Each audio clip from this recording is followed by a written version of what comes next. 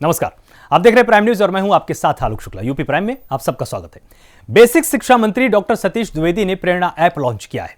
इस अवसर पर बेसिक शिक्षा विभाग के सभी अधिकारी वहां पर मौजूद रहे। बेसिक शिक्षा मंत्री सतीश द्विवेदी ने बच्चों को गिफ्ट भी उपहार के स्वरूप में दिए हैं। तो SCERT के कार्यक्रम में बोले शिक्षा मंत्री सतीश द्विवेदी, पहले प्राथमिक विद्यालय को लेकर अलग अवधारणा बनाई गई थी। अवधारणा थी कि गरीबों के बच्चे ही स्कूल में पढ़ेंगे और सीएम योगी ने स्कूलों का कायाकल्प कर दिया है। ने आज प्रेरणा ऐप लॉन्च किया है, बात करेंगे किस प्रकार से स्मार्टफोन के माध्यम से काम करेगा। लोग उस ऐप को लॉन्च करेंगे, अपने मोबाइल फोन में डाउनलोड करेंगे और उसमें प्रश्न दिए होंगे, सवालों के जवाब करेंगे बच्चे।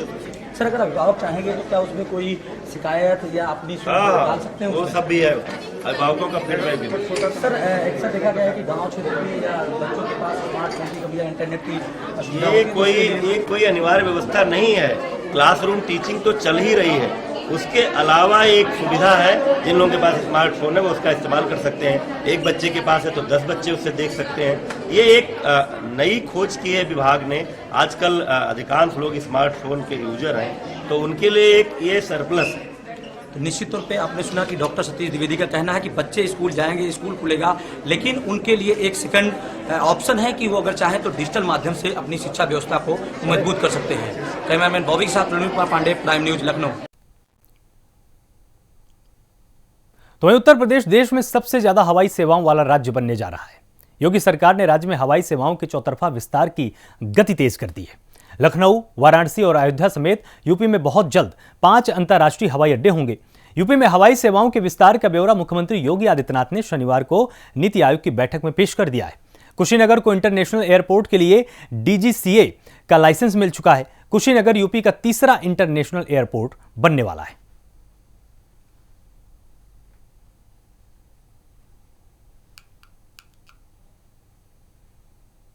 वहीं भगवान बुद्ध के महापरिनिर्वाण स्थल को अंतर्राष्ट्रीय पर्यटकों और श्रद्धालुओं के लिए आसान बनाने के लिहाज से सरकार कुशीनगर में हवाई अड्डा बनाने जा रही है। वहीं यूपी के अपर मुख्य सचिव चिकित्सा अमित मोहन प्रसाद ने बताया कि प्रदेश में पिछले 24 घंटे में कोरोना संक्रमण के 108 नए मामले सामने आए। इसी दौरान 202 मरीज स्वस्थ होकर डिस्चार्ज भी किए गए हैं। नए मरीजों की तुलना में स्वस्थ होने वाले लोगों की संख्या लगातार अधिक बनी हुई है। इस वजह से प्रदेश में कोविड-19 की रिकवरी रेट 98.18% चल रहा है।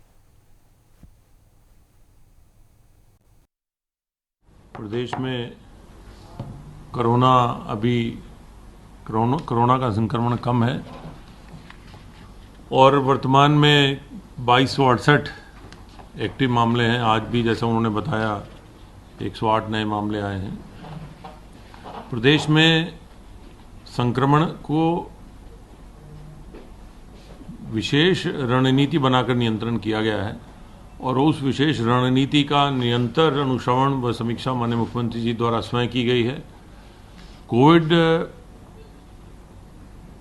का प्रादुर्भाव जब से हुआ है तब से अभी तक प्रदेश सरकार द्वारा जो विशेष रणनीति अपनाई गई है उसमें एग्रेसिव टेस्टिंग की क्षमता जो केवल 70 थी उसे बढ़ाकर 1,80,000 प्रतिदिन तक बढ़ाया गया है और कॉन्टैक्ट ट्रेसिंग, प्रत्येक मरीज के से कॉन्टैक्ट किए हुए 20 से 21 कॉन्टैक्ट को ट्रेस किया गया है और सर्वेलेंस का जो सिस्टम लगाया गया है, सर्वेलेंस की जो रणनीति लगाई गई है, जिसमें स्वास्थ्य विभाग के और नगर निगम के हमारे जो कर्मचारी हैं वो घर घर जाकर कोरोना का संक्रमण के यदि पीड़ित है कोई तो उसकी जांच कर रहे हैं और उन्हें तुरंत मेडिकल हेल्प पहुंचा रहे हैं। ये जो एक अभियान चला है, इस अभियान में अभी तक लगभग 24 करोड़ की जनसंख्या में से 18 करोड़ और 30 लाख से अधिक व्यक्तियों तक उत्तर प्रदेश सरकार पहुंची है। इसका स्वास्थ्य विभाग पहुंचा है और उनके स्वास्थ्य की जानकारी ली है, उनसे संक्रमण की स्थिति की जानकारी ली है। यही एक जो तीनों कार्यक्रम है, तीनों रणनीति है, बावजूद इसके कि प्रदेश में संक्रमण कम हुआ है, इन रणनीतियों को छोड़ा नहीं गया है और अभी भी जैसे अभी अपर मुख्य सचिव स्वास्थ्य ने बताया 1,23,000 से अधिक टेस्ट कल हुए हैं। टेस्ट की संख्या को नहीं घटाया गया है और टेस्ट की संख्या को बदस्तूर उसी तरह से रखा गया है। कॉन्टैक्ट ट्रेसिंग को भी उसी गति से रखा गया है और सर्विलांस को और तेज किया गया है ताकि कहीं पर भी किसी प्रकार से ये संक्रमण बढ़ने ना पाए। इसके साथ साथ जैसा उन्होंने बताया, वैक्सीनेशन की प्रक्रिया भी तेजी से कराई जा रही है। प्रदेश में कोरोना का संक्रमण कम होने से कंटोनमेंट जोन और हॉटस्पॉट में कमी आई है। प्रदेश में सामान्य गतिविधियां, जो हमारी औद्योगिक गतिविधियां हैं, व्यापारिक गतिविधियां हैं, रोजगार की गतिविधियां हैं, वो सामान्य हो चली हैं और प्रदेश में सभी उद्योग बदस्तूर कार्य कर रहे हैं। प्रदेश में एमएसएमई इकाइयों के माध्यम से अधिक रोजगार पैदा करने का प्रयास किया जा रहा है। प्रदेश सरकार द्वारा मिशन रोजगार चलाया जा रहा है। मिशन रोजगार के अंतर्गत सरकारी नौकरियों पर विशेष तौर पर ध्यान दिया गया है और प्रत्येक ऐसे कार्यालय, विभाग, निगम, परिषद सबको निर्देशित किया गया है कि वो अपनी जो उनकी रिक्तियां हैं उनको समय से भरें और एक पारदर्शी तरीके से ये नियुक्ति की प्रक्रिया करें। और इसमें प्रगति भी मिली है और अब तक लगभग 4 लाख के आसपास जो है सरकारी नौकरियां भी दी जा चुकी हैं और ये प्रक्रिया तेजी से अब आगे बढ़ाई जा रही है। इसके साथ साथ स्वरोजगार के माध्यम से रोजगार के अवसर भी निरंतर उन पर कार्य चल रहा है। विभिन्न योजनाओं के अंतर्गत स्वरोजगार उपलब्ध कराया जा रहा है। प्रदेश सरकार द्वारा बैंकों के साथ समन्वय करके एमएसएमईज को, लघु उद्यमी को ऋण उपलब्ध कराए जा रहे हैं, जिसके माध्यम से अधिक रोजगार के अवसर पैदा हो रहे हैं। विगत 24 घंटों में संक्रमण के 108 नए मामले सामने आए हैं। इसी अवधि में उपचारित होकर डिस्चार्ज होने वालों की संख्या 202 है। इस समय प्रदेश में एक्टिव इन्फेक्शन के केसेस की कुल संख्या कम होकर के 2268 रह गई है। जो लोग संक्रमण के प्रारंभ से अब तक उपचारित होकर डिस्चार्ज हुए हैं, अर्थात संक्रमण मुक्त हुए हैं, उनकी संख्या अब 5,91,989 हो गई है और प्रदेश में कोविड के संक्रमण से रिकवरी का प्रतिशत अब 98.18% हो गया है, 98.18%। संक्रमित लोगों में से आज तक कुल 8,718 लोगों की मृत्यु हुई है। कल प्रदेश में 1,23,335 सैंपल्स की जांच की गई और अब तक कुल मिलाकर 3,06,69,496 सैंपल्स की जांच की जा चुकी है। 2,268 संक्रमित व्यक्तियों में से इस समय 588 होम आइसोलेशन में हैं और घर पर रहकर ही स्वास्थ्य लाभ कर रहे हैं। आप जानते हैं कि अगर आप लक्षण विहीन हैं, आप संक्रमित हो गए लेकिन आपको कोई लक्षण नहीं आए, आपको तेज बुखार नहीं हो रहा है, आपको लगातार खांसी नहीं आ रही है या आपकी सांस नहीं फूल रही है, लक्षण विहीन है आप, तो आप और आपके घर पर आपके लिए अलग कक्ष और शौचालय की व्यवस्था है, तब आप घर पर रहकर भी स्वास्थ्य लाभ कर सकते हैं। अगर ऐसा न हो, घर पर अलग व्यवस्था न हो और लक्षण आ रहे हों, तो तत्काल अस्पताल जाना चाहिए और चिकित्सकों की देखभाल में अपना इलाज करवाना चाहिए। जांच की व्यवस्था और इलाज की व्यवस्था प्रदेश में निःशुल्क है। ई संजीवनी पोर्टल पर कल प्रदेश के 5,041 लोगों ने घर बैठे डॉक्टरों की राय प्राप्त की और अब तक 5,44,708 व्यक्ति ई संजीवनी पोर्टल का उपयोग कर चुके हैं। यह तकनीक का बहुत ही अच्छा उपयोग है कि आप घर बैठे डॉक्टरों से परामर्श प्राप्त कर सकते हैं। अगर कोई आपको ऐसी बीमारी नहीं है जिसमें कि अस्पताल जाना अत्यंत आवश्यक है, आकस्मिकता की स्थिति नहीं है, तो ये एक अच्छा माध्यम है। ई संजीवनी पोर्टल का उपयोग करिए और डॉक्टरों की राय घर बैठे ही अपने स्मार्टफोन या कंप्यूटर वगैरह पर आप उनसे वीडियो कॉलिंग करके प्राप्त कर सकते हैं। संक्रमण को नियंत्रित रखने के लिए जो अभी प्रदेश में काफ़ी नियंत्रित है, सर्विलेंस का कार्य लगातार चल रहा है। लखनऊ विकास प्राधिकरण के जोन 5 में प्राधिकरण ने सीलिंग की कार्रवाई करते हुए करामात मार्केट कॉम्प्लेक्स सील कर दिया है। इस दौरान भारी पुलिस बल मौके पर मौजूद रहा और अवैध अतिक्रमण पर एलडीए की बड़ी कार्रवाई सामने आई है। करामात मार्केट कॉम्प्लेक्स को पूरी तरह से सील किया गया है।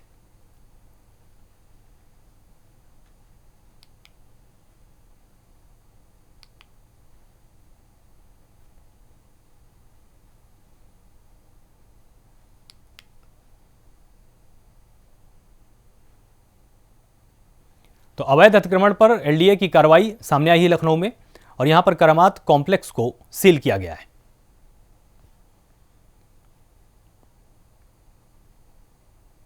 बुलंदशहर के खुर्जा में तैनात सिपाही की आत्महत्या मामले में एसएसपी संतोष कुमार सिंह ने मृतक सिपाही की पत्नी को आर्थिक मदद के रूप में 22 लाख रुपए प्रदान किए।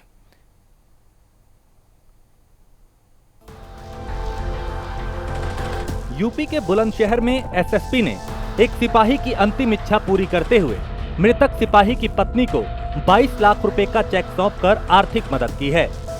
सिपाही ने फांसी के फंदे पर झूलने से पहले 5 पन्नों का सुसाइड नोट एसएसपी के नाम लिखा था। सुसाइड नोट में सिपाही ने एसएसपी बुलंदशहर संतोष कुमार सिंह को संबोधित करते हुए लिखा था कि मेरे मरने के बाद मेरे परिवार को बुलंदशहर में तैनात पुलिसकर्मियों का स्वेच्छा से 1 दिन का वेतन देने की कृपा करें। इसी क्रम में एसएसपी बुलंदशहर ने मृतक सिपाही की पत्नी को 22 लाख रुपए का चेक सौंपा और आशीर्वाद भी दिया। देखिए, दिनांक 5 जनवरी को हमारे पुलिस लाइन में तैनात एक आरक्षी सुनील, जिसके द्वारा आत्महत्या कर ली गई थी और उसके 2 छोटे बच्चे और पत्नी थी। 2011 बैच का कांस्टेबल था और आत्महत्या करने के बाद उसने जो सुसाइड नोट छोड़ा था उसमें भी उसने ये अपेक्षा की थी कि उसकी मृत्यु के बाद उसके पत्नी बच्चों को पुलिस विभाग के लोग जो जनपद स्तर के हैं 1 दिन का अपना वेतन दें ताकि वो भविष्य में जी सके। तो उसी को दृष्टिगत रखते हुए मैंने पूरे जनपद के सभी अधिकारियों कर्मचारियों से अनुरोध किया था कि जो स्वैच्छिक रूप से अपना 1 दिन का वेतन देना चाहते हैं वो अपने नाम भेजें। उस आधार पर जनपद में जिन आरक्षियों ने स्वैच्छिक रूप से वेतन देने में सहमति व्यक्त की थी पुलिस के अधिकारी और कर्मचारियों ने, उन सबके सहयोग से कुल 22,08,946 रुपये इकट्ठा किए गए थे और उसका चेक मृतक सुनील की पत्नी को कल प्रदान किया गया। जाहिर है सुनील को तो वापस नहीं लाया जा सकता, लेकिन सिपाही के परिवार को आर्थिक मदद देकर एसएसपी ने सराहनीय काम किया है। इस सहयोग की न सिर्फ चर्चा हो रही है बल्कि जमकर तारीफ भी हो रही है। बुलंदशहर से अशोक कुमार, प्राइम न्यूज।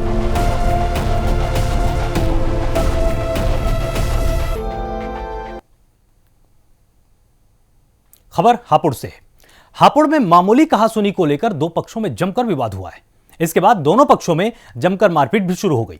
घटना की जानकारी मिलते ही पुलिस मौके पर पहुंची, लेकिन पुलिस के सामने भी दोनों पक्ष एक दूसरे पर लगातार वार पर वार करते रहे। मामला थाना हापुड़ कोतवाली के मीनाक्षी रोड का बताया जा रहा है।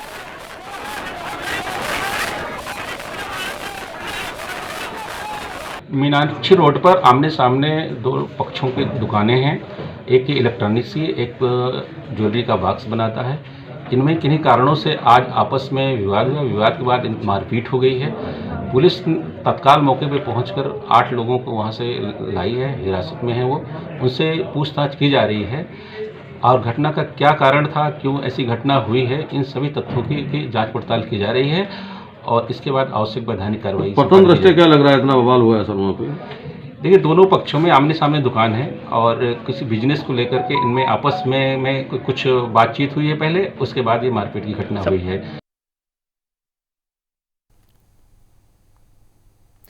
वहीं गाजीपुर में मृत सिपाही की मौत के मामले में एक नया मोड़ आ गया है। बता दें कि रामपुर गांव के खेत में पुलिस कांस्टेबल अजय यादव का शव लहूलुहान हालत में मिला था, जिसकी पुलिस लगातार जांच कर रही थी। तभी पड़ोसी गांव में रहने वाली पुलिसकर्मी की प्रेमिका का शव भी उसके घर के बाहर लहूलुहान हालत में मिलता है, जिसके बाद पुलिस छानबीन में मामला ऑनर किलिंग का निकलकर सामने आता है। बताया जा रहा है कि सिपाही ने युवती से कोर्ट मैरिज कर रखी थी। युवती के शव पर भी गन शॉट के निशान मिले हैं। पुलिस ने सिपाही और उसकी प्रेमिका की हत्या कर अलग अलग शव फेंके जाने की आशंका जताई है।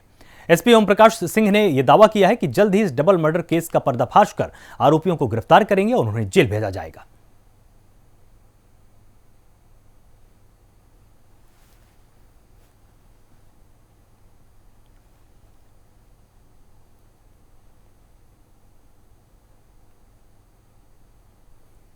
जनपद गाजीपुर में खानपुर थाना अंतर्गत बमनौली कला के निवासी अजय यादव, जो आरक्षी के पद पर अमेठी जनपद में गौरीगंज थाने में तैनात थे, वो अवकाश पर अपने गांव आए थे।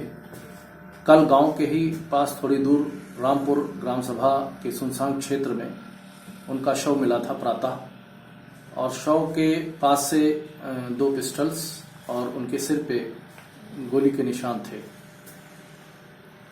और उनके पैर में चप्पल नहीं थी। इस संदर्भ में अजय यादव मृतक के पिता ने थाना खानपुर में अज्ञात लोगों के विरुद्ध हत्या का अभियोग पंजीकृत कराया था, जिस संदर्भ में थाने पे अभियोग पंजीकृत करके इन्वेस्टिगेशन किया जा रहा था।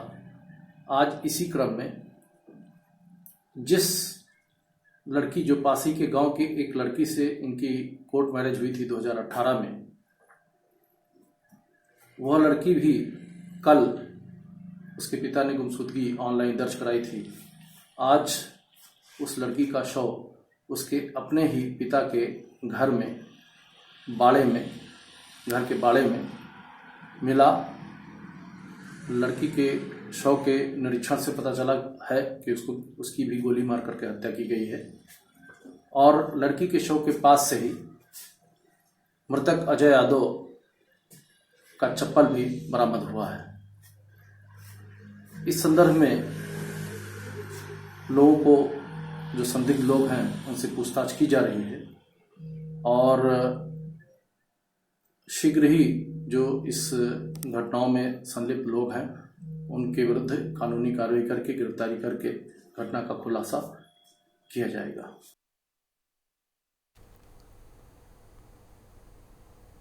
मैनपुरी के बेवर में पुलिस ने कछुओं की तस्करी कर रहे एक तस्कर को गिरफ्तार कर लिया है। तस्कर के पास से पुलिस ने 306 कछुआ भी बरामद किए हैं। दरअसल पुलिस को सूचना मिली थी कि एम्बुलेंस में कछुओं की तस्करी की जा रही है। पुलिस ने तस्कर को नवीगंज पुल के पास से गिरफ्तार किया है।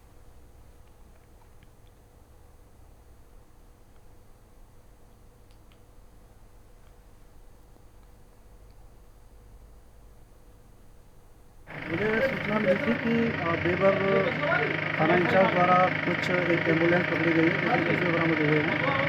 जब यहाँ मेरी टीम पहुंची और देखा गया तो पाया गया कि एक एम्बुलेंस में 306 कछुए प्राप्त हुए हैं, जो 2 प्रजाति के हैं और जिसमें जिनको विधिवत कार्रवाई की गई है इनके खिलाफ। जी, कितने अभी तक सर पकड़े गए हैं? अभी तो भोगांव रेंज के अंतर्गत यही एक मामला आया है जी, और इस पर सख्त कार्रवाई की जाएगी। अगर आगे भी अगर कुछ ऐसा आता है प्रकाश में तो उस पर भी सख्त कार्रवाई की जाएगी।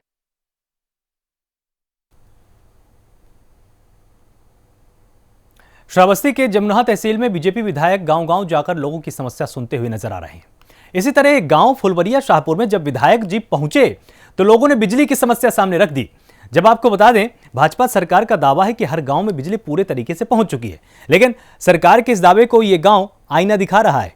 विधायक जी ने फोन मिलाकर अधिकारियों को 3 दिन का अल्टीमेटम भी दे डाला है और कहा है कि अगर बिजली नहीं पहुंची तो नौकरी चली जाएगी। लगा हुआ, अगर आप वीडियो बना रहे हैं, खंभे जो गिरे पड़े हैं किसी ने बताया नहीं। मैंने अभी अधिशासी अभियंता विद्युत विभाग को कहा है और 3 दिन का मैंने समय दिया कि सोमवार, मंगलवार, बुधवार तक इस गांव में खंभे जो पड़े हैं उनको लगवा करके, लाइन दौड़ा करके उसकी वीडियोग्राफी हमारे पास भेजे, अन्यथा मैं सदन के पटल पर इस विद्युत की समस्या को रखूंगा। फिर पूरा प्रदेश नंगा होगा, अधिकारी बचेंगे नहीं। खंभा लगा हुआ, अगर आप वीडियो बना रहे हैं, खंभे जो गिरे पड़े हैं किसी ने बताया नहीं। मैंने अभी अधिशासी अभियंता विद्युत विभाग को कहा है और 3 दिन का मैंने समय दिया कि सोमवार, मंगलवार, बुधवार तक इस गांव में खंभे जो पड़े हैं उनको लगवा करके, लाइन दौड़ा करके उसकी वीडियोग्राफी हमारे पास भेजे, अन्यथा मैं सदन के पटल पर इस विद्युत की समस्या को रखूंगा। फिर पूरा प्रदेश नंगा होगा, अधिकारी बचेंगे नहीं। गाजीपुर बॉर्डर पर महीने भर से दिल्ली जाने का मुख्य रास्ता लगातार बंद है। NH 9 को बंद कर दिया गया था। वहीं दूसरी ओर गाजीपुर बॉर्डर के आसपास के खेतों के बीच से 2 पहिया वाहनों ने रास्ता बना लिया है। दरअसल घर से दफ्तर जाने के लिए लोगों ने अस्थायी रास्ते बनाए हैं और इन रास्तों से लोग भले ही 5 मिनट पहले पहुंच जाएं, लेकिन लोग अपनी जान को रोज जोखिम में डालकर इन रास्तों पर सफर करते हैं।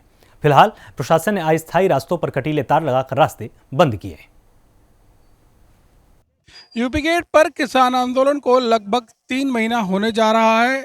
ये तस्वीरें हैं यूपी गेट की, आप देख सकते हैं। यहाँ आंदोलन चल रहा है। किसान आंदोलन के बाद यहाँ पर जो जगह है पूरी तरीके से अस्थायी रूप से बंद कर दी गई है, क्योंकि यहाँ पर किसानों का जमावड़ा बना हुआ है।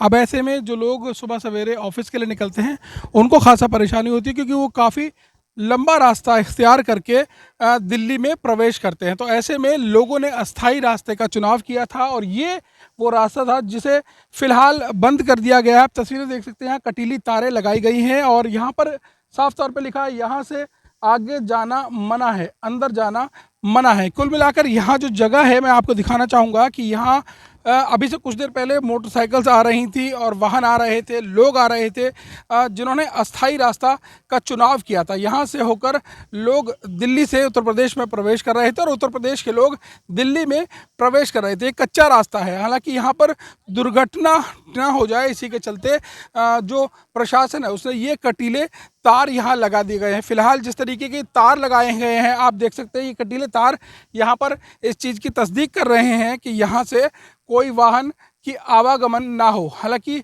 वाहन स्वामी लगातार यहाँ पर आ रहे हैं। मैं कैमरामैन से गुजारिश करूँगा दिखाएं किस तरीके से यहाँ पर मोटरसाइकिल सवार यानी 2 पहिया सवार आ रहे हैं।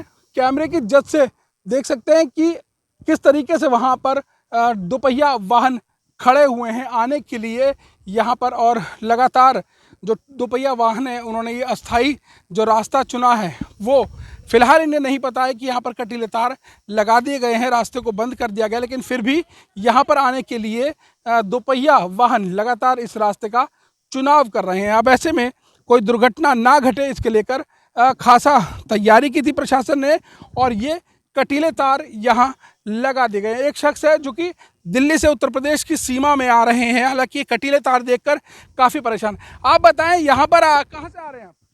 मैं आ रहा हूँ मुर्गा मंडी की तरफ से आ रहे हैं।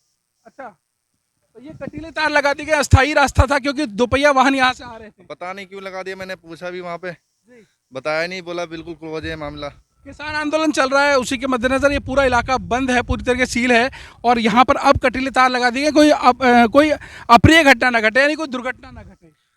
दुर्घटना क्या घटना है, ये किसान आंदोलन ने पूरा दिल्ली परेशान कर रखा है। सारे रास्ते बंद हो जाते हैं, जिनको ऑफिस जाना है लेट हो जाते हैं, ऑफिस जा नहीं पाते, क्या होगा उनका। अस्थाई रास्ते का जो चुनाव किया यहाँ पे भी दुर्घटना हो सकती है क्योंकि ये ऊंची नीची पहाड़ी टाइप है जगह और यहाँ से मोटरसाइकिल फिसल सकती है। अब पैदल आदमी तो मैं भी परेशानी हो रही है, परेशानी हो ही रही है, सब आम जन को परेशानी हो रही है। जाहिर सी बात है कि कटीली तार लगाई गई हैं जिससे जो लोग यहाँ पर आ रहे हैं वो ना आए, क्योंकि अगर कटीली तार में फंसते हैं तो जाहिर तौर पर उन्हें चोट लग सकती है। कैमरे के जरिए आपको दोबारा दिखाना चाहूँगा, कटीले तार यहाँ लगाए गए हैं जिससे कि 2 पहिया वाहन इस तरह यहाँ पर प्रवेश ना करें और यहाँ से 2 पहिया वाहन दिल्ली में प्रवेश ना करें। लेकिन कुछ लोग हैं जो कि दिल्ली से उत्तर प्रदेश में प्रवेश करने के लिए ये रास्ते का चुनाव कर रहे हैं। अब ऐसे कटीली तारें तो प्रशासन के द्वारा लगातार यहाँ लगा दी गई हैं इन लोगों को रोकने के लिए, लेकिन बावजूद इसके यहाँ पर लोगों का आवागमन जारी है क्योंकि यहाँ पर जो दूसरी तरीके से रास्ता है वो रास्ता काफ़ी लंबा है और ये लोगों को आसान लग रहा है। हालांकि अब कटीले तार लगाए गए हैं, देखने वाली बात यह होगी कि लोग इस रास्ते को कब तक छोड़ते हैं। लेकिन जिस तरीके से लगातार किसानों का जमावड़ा बढ़ा है, यूपी गेट पर लगातार 3 महीने से किसान डटे हुए हैं, वहीं सरकार भी अपनी बात पर अड़ी हुई है। लगता है कि आंदोलन अभी और लंबा चलने वाला है। गाजियाबाद से अपने सहयोगी अंकित पांडे के साथ Jitendra Bhati, prime news. UP prime में फिलहाल इतना ही। आप लगातार जुड़े रहिए प्राइम न्यूज के साथ। नमस्कार।